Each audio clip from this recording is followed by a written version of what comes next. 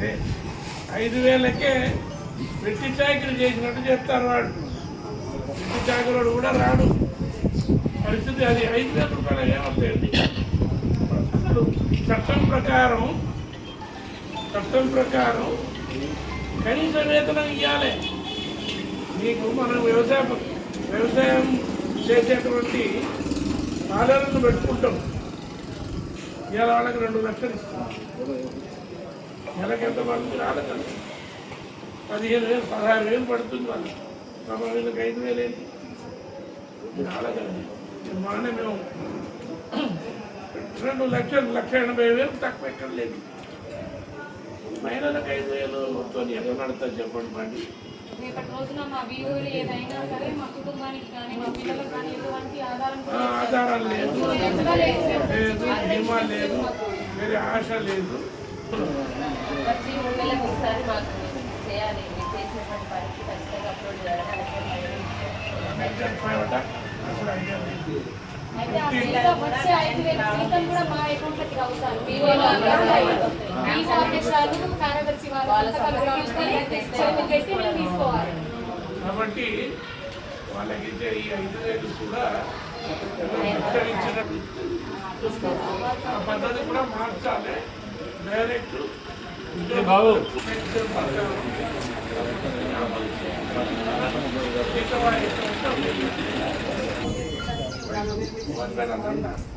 ఏమంటే వీళ్ళకి సెన్స్ కూడా ఉండాలి కదా. మీరు సొంత తెలుగుతోనే పని చెప్తారు.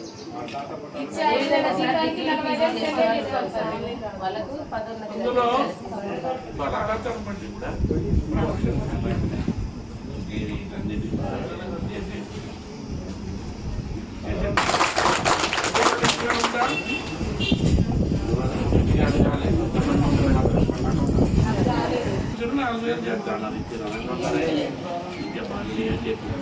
ఏ ప్రభుత్వం అయినా మీరు ఆయన పెళ్ళిళ్ళు చేస్తే తులం దానం తెలంగాణించమన్నారు.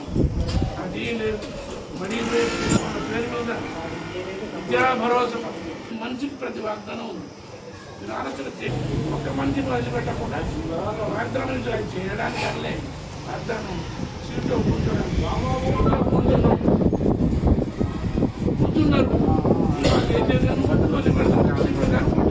మనుషులు అనుకుంటారు వాడు మీరు ఏం చేస్తే ఉంటే అభివృద్ధి చేస్తారు చేసే మనుషులు. ఇప్పుడు సున్నామూడలో ఎవరో చెప్తుంది బోనస్ ఇప్పుడు ఒక 2 పంటలకు ఇచ్చారు. మొదలేమన్నారు అంటే 7 రకాల ఉత్పత్తులు అంటే పంటలకు ధర మీద రెడ్డి గారు. తర్వాత ఏమన్నాడు సన్నాలకి. ఇప్పుడు ఈ సంవత్సరం సన్నాలు 8 రకాలు, వేరే సంవత్సరం 42 రకాలు, ఈ సంవత్సరం 8 రకాలు. ఇక ముందు బోనస్ ఇచ్చేస్తారు. ఇది మన లీకేజ్ అనమాట. లీక్ అంటే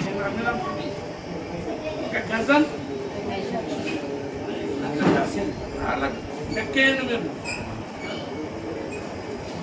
5-6 లక్షలు పడతాం. సాయి పెంచింది కాబట్టి అందులో వచ్చేసి